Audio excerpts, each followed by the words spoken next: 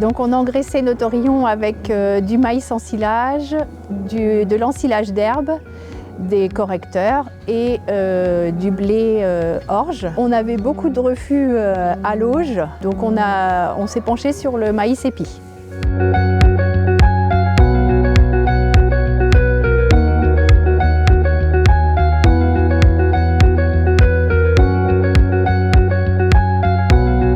Guillaume est voisin et Isabelle, donc nous sommes voisins dans le même secteur du Perche. Donc on a réfléchi ensemble pour amener de l'alimentation en maïs épi sur nos troupeaux respectifs.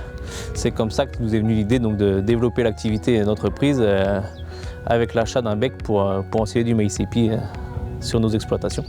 La particularité du maïs épi, on récolte que la pomme de maïs, donc avec la rafle. Toute la partie tige reste au champ comme du maïs grain. On exporte la rafle, la pomme, donc broyée, on éclate le grain évidemment.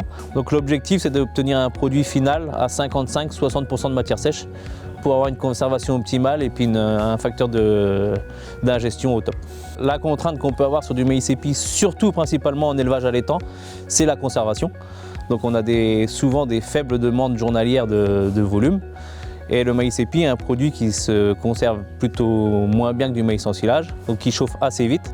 Donc l'intérêt du ballot, c'est d'ouvrir un seul ballot, une boule d'1 tonne, et au moins on a très peu d'échauffement sur la boule en question.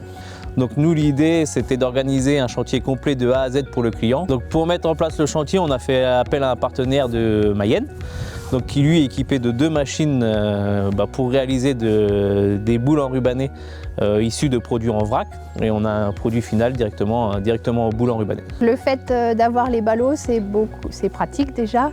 On a beaucoup moins de pertes. Alors le maïs épi, c'est un fourrage qui est hyper intéressant parce qu'il est déjà riche en matière sèche, donc autour de 55 à 60% de matière sèche. Ensuite, il est très riche en amidon, donc il titre autour de 60% d'amidon. Par exemple, comparé à un blé, donc 1 kg de matière sèche de maïs épi équivaut à 0,7 kg de blé, mais il a surtout l'avantage d'être beaucoup moins acidogène que le blé, donc c'est un effet très positif pour le bovin. Le maïs épi permet donc de mettre moins de quantité pour apporter le même besoin en énergie, et du fait, ça libère de la place pour mettre d'autres ingrédients, donc d'autres fourrages, et cette fois-ci riches en azote. Aujourd'hui ici, les taurillons mangent 5 kg de matière sèche épi et 5 kg de matière sèche enrubanage trèfle incarnat. La quasi-totalité des besoins d'azote sont couverts, et ça rien qu'avec les fourrages. Et au niveau ingestion, on gagne en ingestion pour les taurillons et du coup ils mangent plus qu'avant. Ils sont partis en moyenne 1 mois plus tôt que d'habitude, donc là ils avaient 17 mois en l'occurrence, à 484 kg de moyenne de poids de carcasse. Nous on est parti pour continuer avec le maïs épi, parce que on gagne quand même, on a eu des bons résultats là, avec les taurillons. On pense qu'avec le lot de jeunes ça va encore être un petit peu mieux. Et du coup, on conseille fortement de faire du maïs épi. L'objectif, c'est que les grains soient suffisamment coupés fins.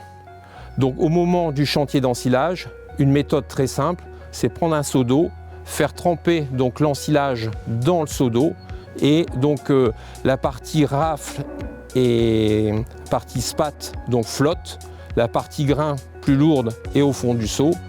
L'objectif, c'est des grains hachés le plus finement possible. Un moyen de vérifier que c'est un fourrage de bonne qualité et que c'est une ration de qualité, c'est d'observer les animaux.